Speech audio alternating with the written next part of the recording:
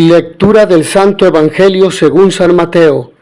En aquel tiempo Jesús dijo a las multitudes y a sus discípulos: En la cátedra de Moisés se han sentado los escribas y fariseos. Hagan pues todo lo que les digan, pero no imiten sus obras, porque dicen una cosa y hacen otra.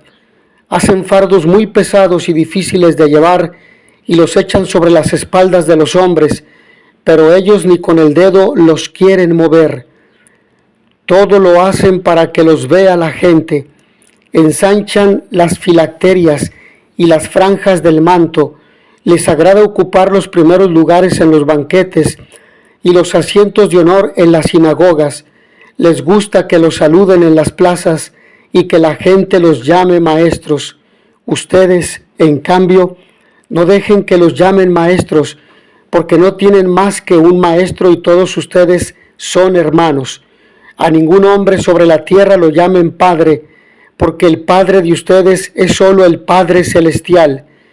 No se dejen llamar guías, porque el guía de ustedes es solamente Cristo.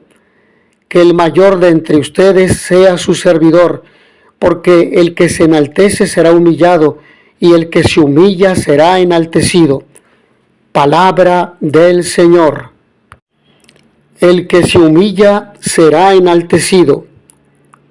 La tensión que se ha creado entre Jesús y los líderes del pueblo, en especial con los escribas y fariseos, prepara la inminente historia de su dolorosa pasión. San Mateo nos reporta aquí este enfrentamiento como una incisiva catequesis acerca de la hipocresía. Ella seguirá siendo siempre una poderosa y sutil tentación para los seres humanos. Todos corremos el peligro de la vanidad, de la ostentación, de la soberbia y de la pretensión de querer observar la ley de Dios para ser vistos y alabados. El Señor, sin embargo, reserva su recompensa a los que hacen el bien por amor y sin buscar engañosos reconocimientos. El Señor no se deja guiar por las apariencias, porque el Señor ve el corazón de cada uno de nosotros y sabe lo que hay de sinceridad en cada uno de ellos. Por ello, en el Evangelio vemos tres dones que muestran claramente que su origen va más allá de nuestras propias fuerzas, y al mismo tiempo descubrimos que estos dones exigen salir de nosotros para que den fruto en los demás. Ser padre, ser maestro, ser guía, son tres dones que tanto su origen como su fin rompen con una vida aislada y encerrada. Uno no puede ser un verdadero padre, maestro o guía con las propias fuerzas.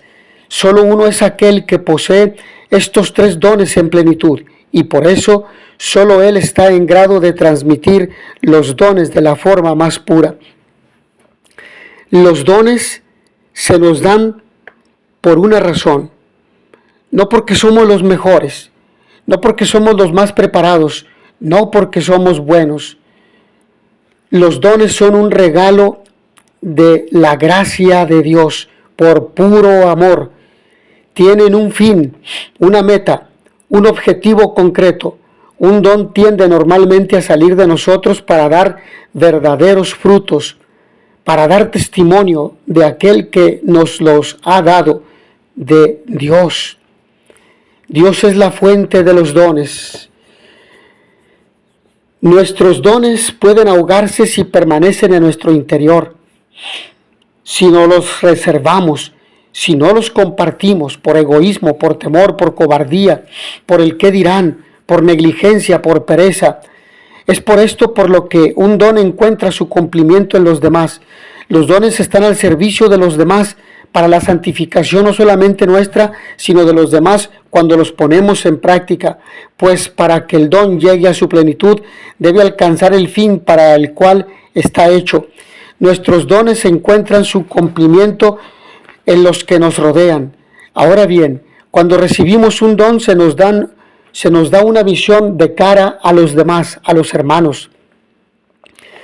Por lo tanto, podemos entender que la paternidad consiste principalmente en transmitir la vida y no solo transmitir la vida a nivel biológico, sino sobre todo espiritual. Cuando escuchas, cuando corriges, cuando amas, cuando acoges, cuando aceptas, cuando unes, el maestro buscará transmitir sus conocimientos, pero el conocimiento puede mostrar desde las realidades humanas hasta la realidad celestial, es decir, sana doctrina y vida en la fe. Es un maestro en la fe. Un maestro es aquel que no solamente tiene un conocimiento académico profundo y vasto, sino aquel que vive lo que enseña y que enseña lo que vive. Aquel que es coherente, ese es un maestro. Por lo tanto, no a cualquiera le podemos decir maestro. El que sabe mucho y tiene incluso grado académico de doctorado es un profesor. Si no vive lo que enseña y no enseña lo que vive, es un profesor. Pero el que es coherente y el que ama a los demás y el que está con una actitud social, es decir, ante los demás de servicio, ese es un maestro. El guía quiere transmitir una experiencia. Él conoce el camino y sabe que es largo y complicado, pero siempre señala que hay una sola meta. La experiencia es también un proceso de enseñanza y de aprendizaje, porque en ella se transmite sabiduría, no solamente conocimientos, una sabiduría adquirida en un largo caminar de años. Es una persona sabia porque ha vivido, ha aprendido, porque ha experimentado muchos momentos de dificultad, de crisis y los ha vencido con la gracia de Dios y ahora es lo que comunica. Transmitir, nunca se deja de transmitir lo que se ha recibido. Se transmiten conocimientos, afectos, experiencias. Un don significa ser un canal de la gracia en donde acogemos con gratitud y comunicamos con desinterés. No ignoremos el origen, no olvidemos la fuente.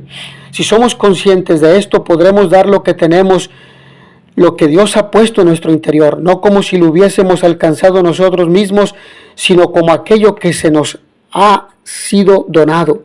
Y esto es importante, Dios nos lo ha dado.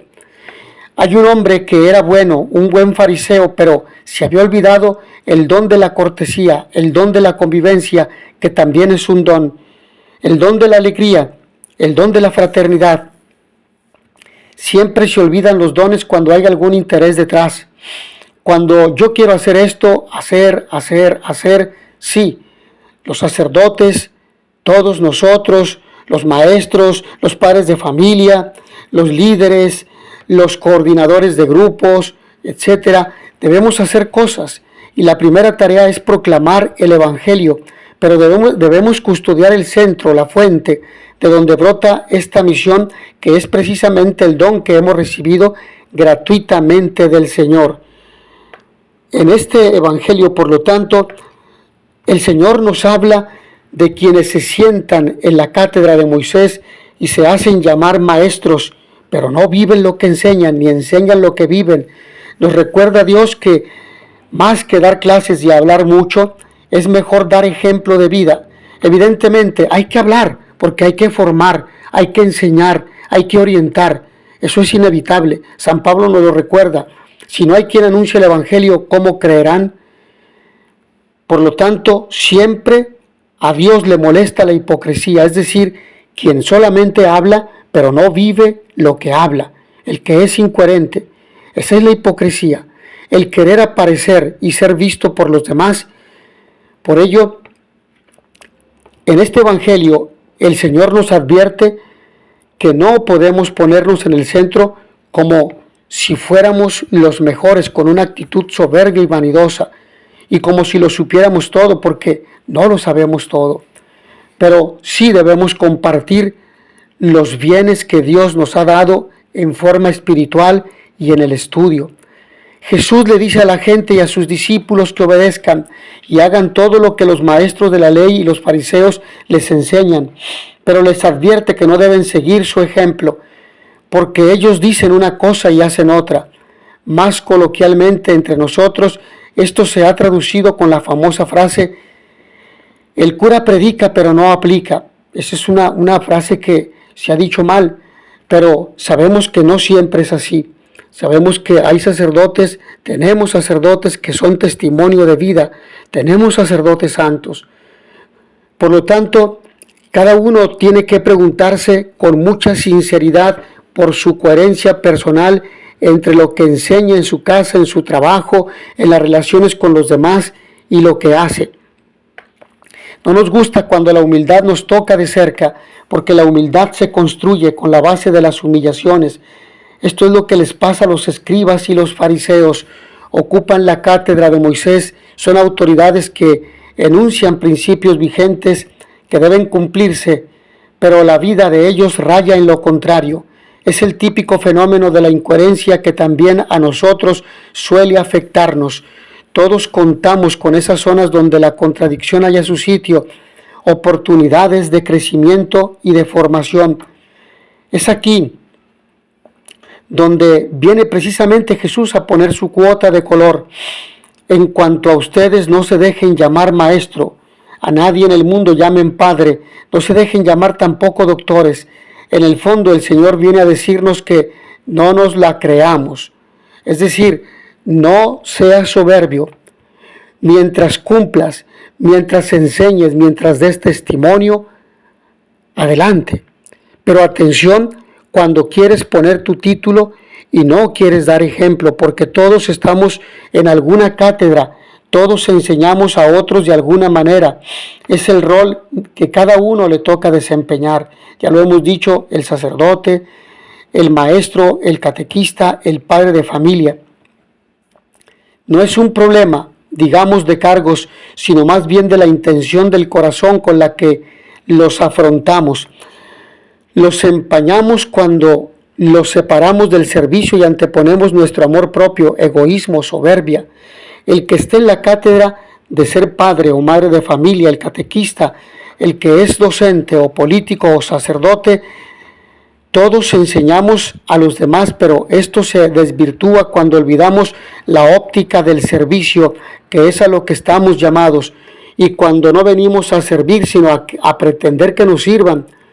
Siempre que leo este evangelio me resulta prácticamente imposible no pensar en la iglesia, y me recuerda siempre a la primera regla para el sentido verdadero que en la iglesia militante debe tener, es decir, a la primera de la serie de reglas que aprendemos en los ejercicios de Cuaresma: la actitud de conversión, la actitud de humildad, la actitud de servicio. La misma dice literalmente: de puesto todo juicio, debemos tener ánimo aparejado y pronto para obedecer en todo a la esposa de Cristo, nuestro Señor, a la iglesia. Es nuestra Santa Madre Iglesia y a los pastores. Pareciera que en la mente de los santos lo que surge bajo la formulación de en todo amar y servir, y en este caso a San Ignacio de Loyola, que es su lema, se circunscribe el espacio de la comunidad donde el servicio tiene el centro, con el que testimonia al resucitado, del que se ha tenido motivo sobrado para alegrarse y gozar intensamente de tanta gloria y gozo de Cristo nuestro Señor. Por lo tanto, en este tiempo de Cuaresma, estamos llamados a vivir la gracia de los retiros, porque es acercarnos a Cristo con un corazón sincero, humilde, para escucharlo, en una etapa de purificación, para escuchar su voz y para dejar fuera en la confesión todo lo que nos aparta de Él, quitarnos las máscaras y los disfraces. Ahí es donde se hace a la iglesia, dejando de lado todo prejuicio y se aventura a servir como lo hizo el Maestro. Obren con humildad.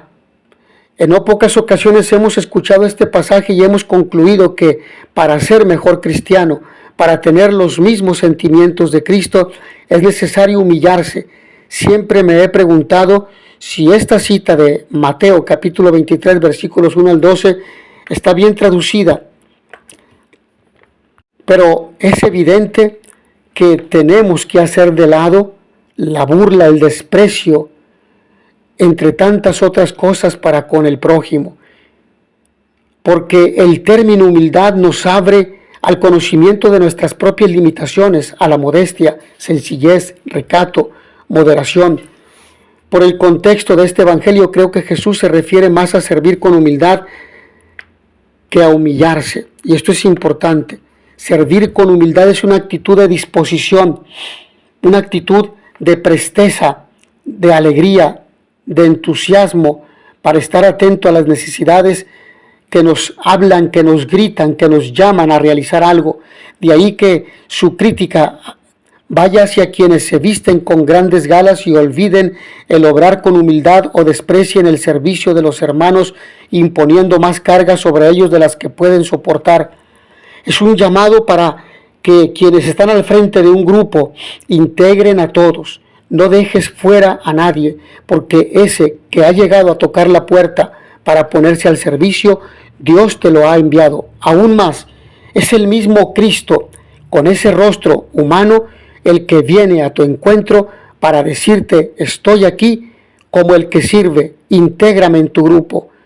Humillarse está también en el sentido cristológico de abajarse, de hacerse pequeño, pero lo dice del Hijo del Hombre que está sentado en su trono. Aquí, cuando se utiliza el término humildad, se está hablando de un hacer y obrar desde lo que se muestra como virtud.